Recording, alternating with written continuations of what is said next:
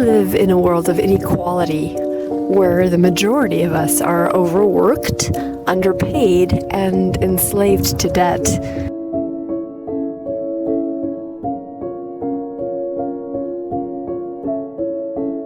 It's a world where our dreams are sacrificed to duties, and epidemics of anxiety, depression, drug abuse, and suicide have touched nearly all of our lives.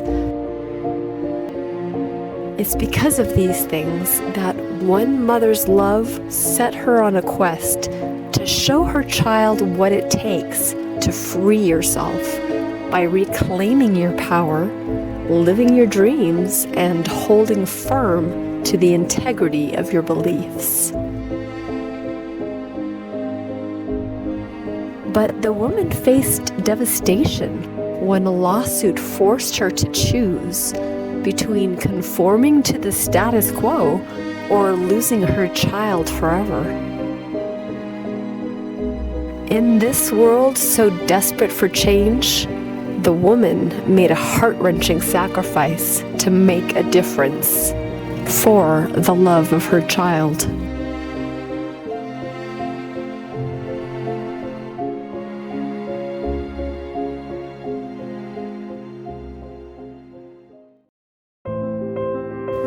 Whether you see it literally or figuratively, most of us recognize that there's been a timeless battle for our souls.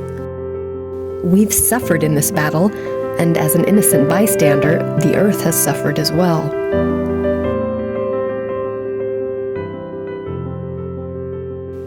We've been led to believe that the value of our lives, which is analogous to our souls, is inferior to the structures of civilization that we give our lives to sustain.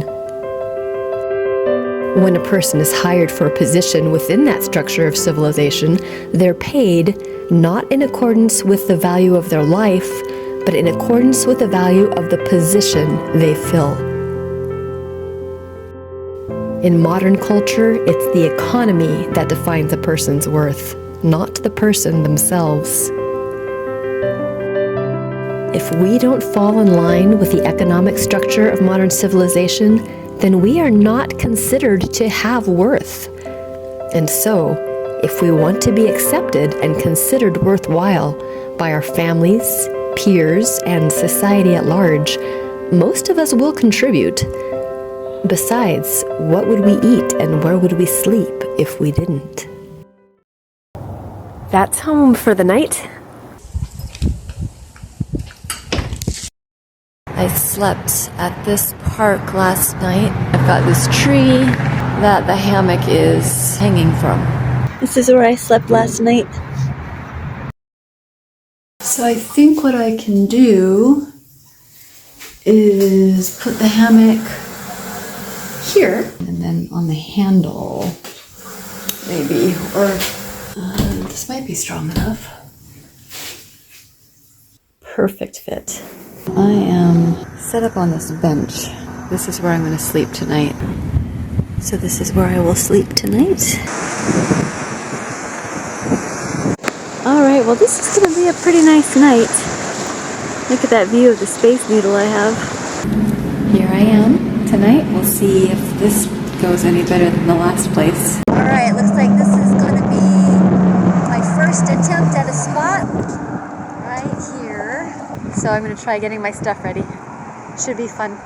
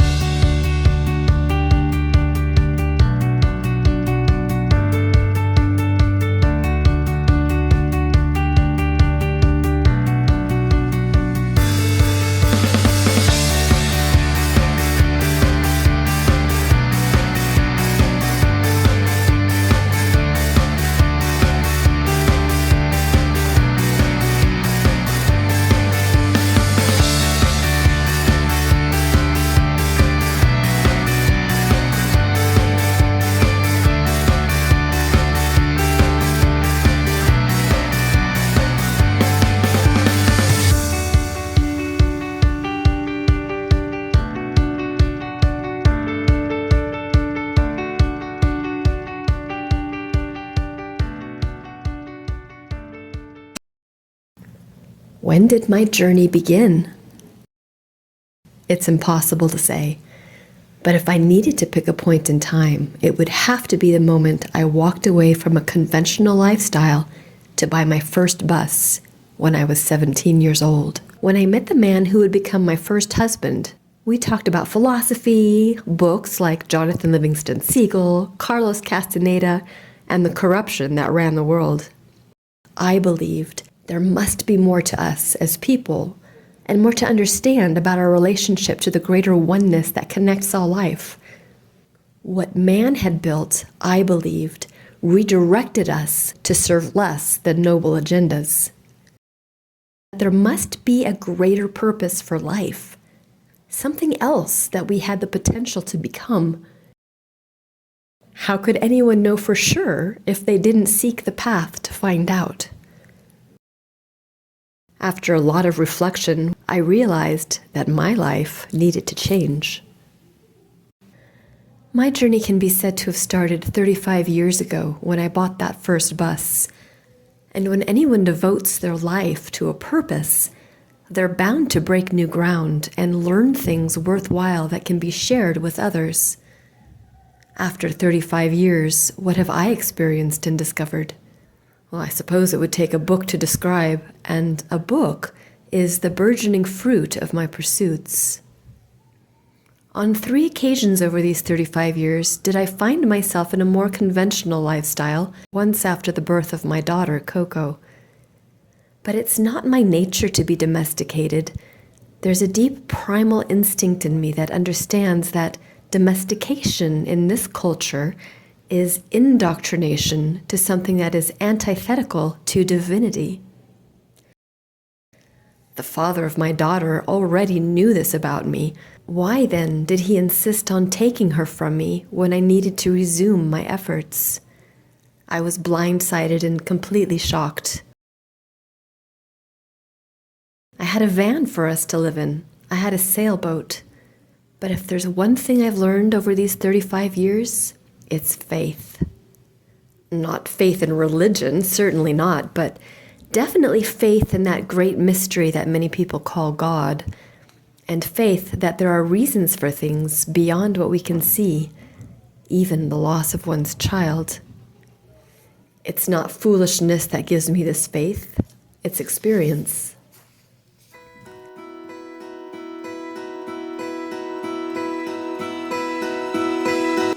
As children, we would play and see magic in life. We did laugh, we did sing, we did pirate-like fight. Duck, duck, goose, then to bed. We would play and then nap. But the goose in my head would still giggle and flap. Now this grown-up world seems so black or so white. You suggest tones of gray? Well, you're probably right. But what of the reds and the blues and the greens? Or the splashes of light with the spirals between? The knowledge we seek on our quest to find truth does necessitate time, but needs wisdom of youth. So use temperance and care with life's alchemy. Heed, we must not lose sight of the joy that we need. And for those who will seek, the truth will be had, not airy-fairy nor metaphysical fad, 'cause the Spirit does speak. And for those who will listen, life's magic will show itself, shimmer and glisten. So let's do something great. We're not so old today, and I'm flexible still. Shall we go out and play? 'Cause life's truths and life's joys and life's colors implore us to seek and to find, and like pirates, explore. A pirate's life isn't often an easy one, and mine has been a very lonely one, filled with difficult choices. Will my life have been nothing but a wasted endeavor? I honestly can't answer that.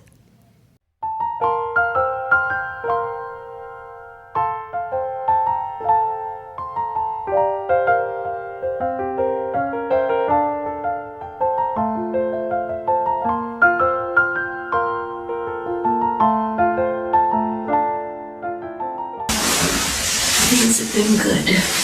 Things have been going well. So I need to get out of it now.